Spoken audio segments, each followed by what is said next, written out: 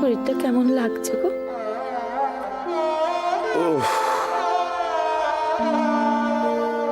জুতে লাগছে না বড় বউ,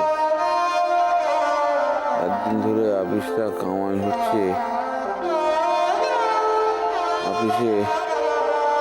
অফিসে যাওয়াটা বড় জরুরি ছিল বড় বউ। ও কি কথা, এখনো জ্বর ছাড়েনি ঠিক করে, শরীরে বল পাচ্ছ না, অমন শরীর নিয়ে অফিস যাবে কি করে? বড় বউ, আসলে অনেকগুলো দিন অফিসটা কামাই হলো।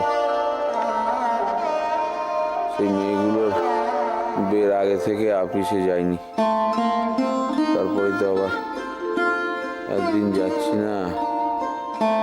এই অফিস না যাওয়া নিয়ে আবার কোনো অশান্তি না হয় সেখানে। কি ঝামেলা হবে গো? আর আপনি আমার চাকরি থেকে? ওমা, ও কি কথা দিদি? বড়ঠাকুর এতকাল সেখানে চাকরি করেছেন, তাদের অসময় দুঃসময় নিজের শরীর পাত করে দিন রাত কেটেছেন। আজ তার অসময় তারা তাকে দেখবে না?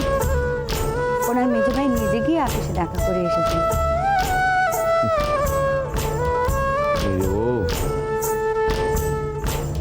বড় বাবুরা যদি সবাই তোমার মতো হতো, তাইলে তো একদিনে কোম্পানি বুঝি শিখেই উঠে যেত। কঠিন না হলে যে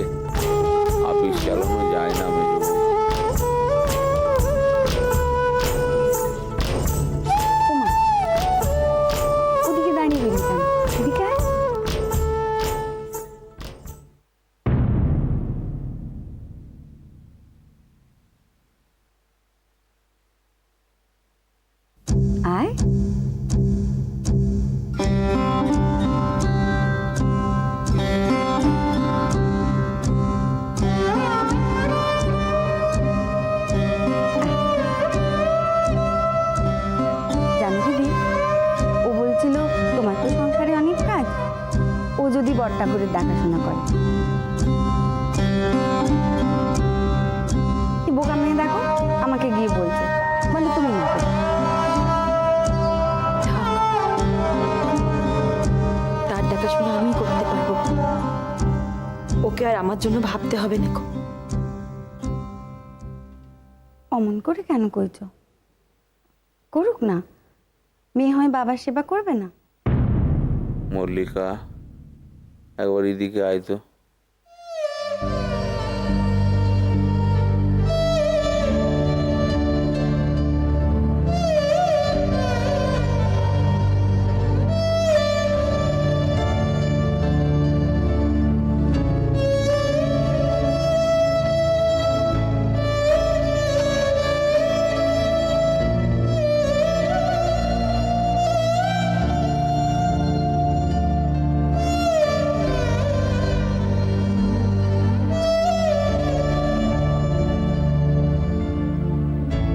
আয় না আমার কাছে।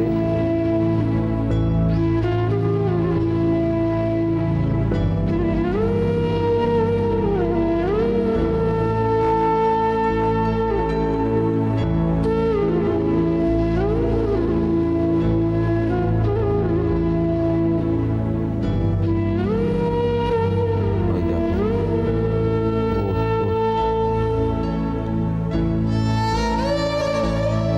দাঁড়িয়ে রইলি কেন? আমার আমার পাশে একটু বস না মা।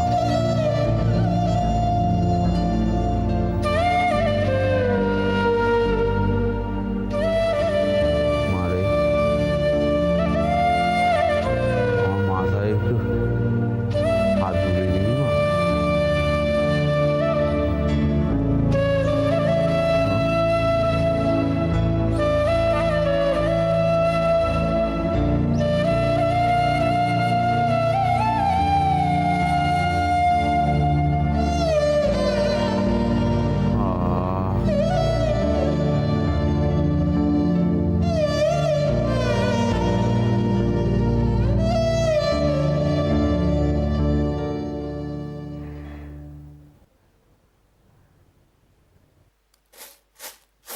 শুভটার কদিন থেকে জ্বর এসেছে, জ্বরটা কিছুতেই নামছে না, বড় চিন্তা হচ্ছে। মেয়েটারও বে দিল, জ্বরেও পড়ল। আমি ভাবছি আজকে ডাক্তার এনে দেখিয়ে নেবো। ডাক্তার দেখি কি হবে, এই দিগেন কোবরেজকে ডেকেছে, দুদাগ ওষুধ দিয়ে যাবে। না, দিগেন কবরেজ কানে কিছু শোনে না, নিজে কিছু শুনতে পায় না, ও রুগীর কথা শুনবে কোথার থেকে? ও হাতুড়ে কবরেজে কোনো কাজ নেই, আজকে ডাক্তার আনবো ওখানে আমি। তোর আজকাল বড্ড ফুটানি কথা হয়েছে পেবো। হাতুড়ে ডাক্তার, ওই হাতুড়ের কোবরেজের ওষুধ দিয়ে তো এত বড়টা হয়েছিস রে। আজ না হয় তার বয়স হয়েছে, তাই বলে কি চিকিৎসা বলে গেছে? পয়সা কি তোকে কামড়াচ্ছে নাকি রে? দুটো পয়সা খরচা করে ডাক্তার না আনলি কি নাই? বসতে পারছিস না বুঝি? মেয়ের বিয়ে তো দিলি একবার কাঁচা খুলে। বাবা, এই যেন রাজে রাজিরার মেয়ের বিয়ে। তা আমার বড় ঘরে মেয়ে পাঠাবো, তো তাদের তো একটু খাতির যত্ন করতে হবে, নাহলে পরে তো আবার মেয়েকে দু চার কথা শুনিয়ে দেবে। অতগুলো প্রণামী পাঠাবার কি দরকার ছিল শুনি? মা, প্রথম মেয়ে, তাকে তো একটুখানি। কেন তোর ছেলে নেই? তাদের বিয়ে দিতে হবে না? তারা কি সব বালের জলে ভেসে এসেছে? সময় আছে, বাড়াবো কি আছে? দেখো দেখো, ঠিক বইয়ের কথাগুলো তোতা বাকি কথা হচ্ছে জানি। আর করে যে সমস্ত হচ্ছে না, আমি সব জানি। আমি সাশ্রয় না করে কিরোটা কাল তাকে একটু খরচা করি, আর এখন তো খরচা নেশা হয়ে গেছে। না, তা কেন হতে যাই। এখন মায়ের কথা খেতে লাগছে তো, আরে হারে হারে টের পাবে কত ভাগা।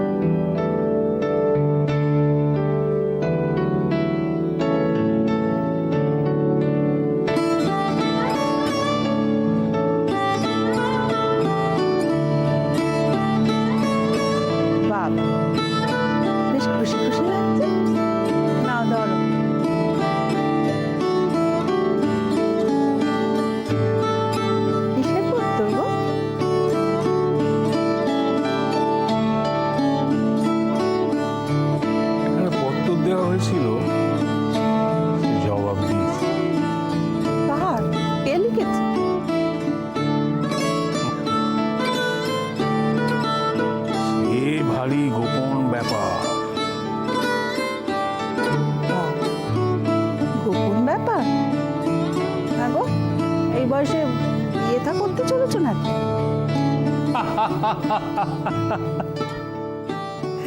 এক ঢিলে দেখছি পাখি মেরে দিলে গো। হ্যাঁ, কাছাকাছি গেছো। খেয়ালি রেখে বলো না পত্তরখানা কার? যুক্ত অখিলেশ বন্দ্যোপাধ্যায়।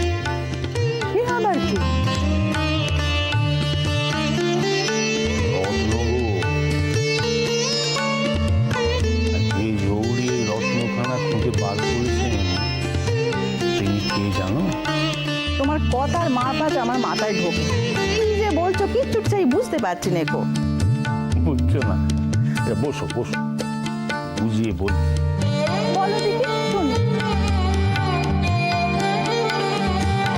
যে পত্রের জবাব এসেছে না, এই পত্রটি আমার নামে অন্য একজন লিখেছেন। সে আবার কি? তোমার নামে অন্য কেউ পত্তর পাঠাবে কেন? নিজের পত্র পাঠানোটা ওরও ঠিক দেখাতো না গো। তাছাড়া তার পত্রের জবাব যদি ওই ঠিকানায় অন্য কারোর হাতে পড়তো তাহলে তো সব বোনাসের এক শেষ হতো।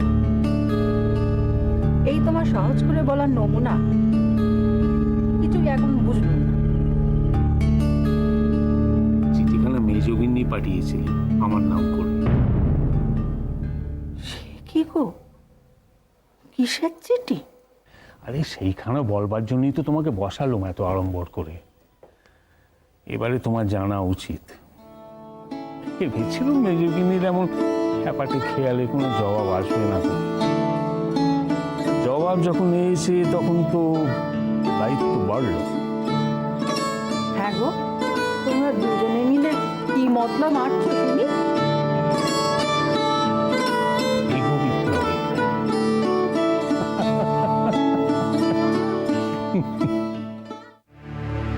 এই বরটা একটু আগে বেরোতে পারলেন না। হবে কে জানে, জ্বরটা তো কমতেই চাইছে না। তো সেচ ঠাকুর তো বলছিল এমনভাবে চলতে থাকলে চাকরি নিয়ে টানাটানি হবে। ওটা কই যাবে? তা তো হবেই। সাহেব মনিব একদিন বাড়িতে বসে থাকার ছুটি দেবে? তা বলে মানুষের জ্বর জ্বালা শরীর খারাপ হবে না?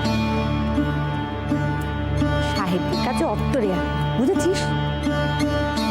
সত্যি তো, তেমনটা হলে কি হবে গো শেষদি?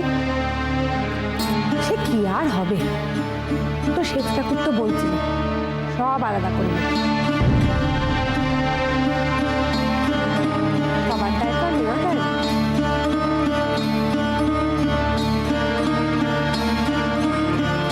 এই সংসারে বরটাকে পুরো বেকার কত যায় না আমার জানা আছে।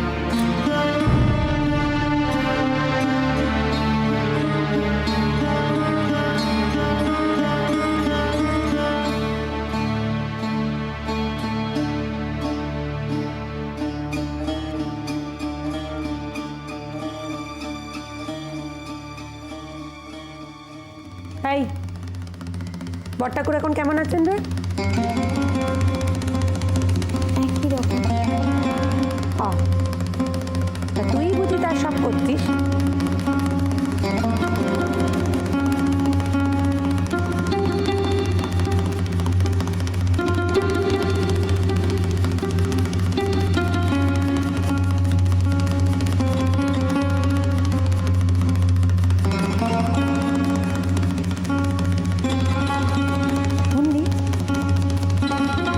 মোটে ঠিক হচ্ছে না, আমি বলে দিলাম। ওই মেয়েটা চরিত্রে দেখি না ঠিক নেই, গোটা বাড়ি নয় আবার ঘুরে বেড়ায়।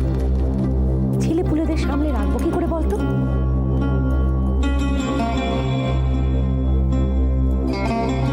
বলি খুব তো তেজ দেখাচ্ছিস, ওদিকে আরেকখানা কাণ্ড যে ঘটে যাচ্ছে সে খেয়াল রাখিস?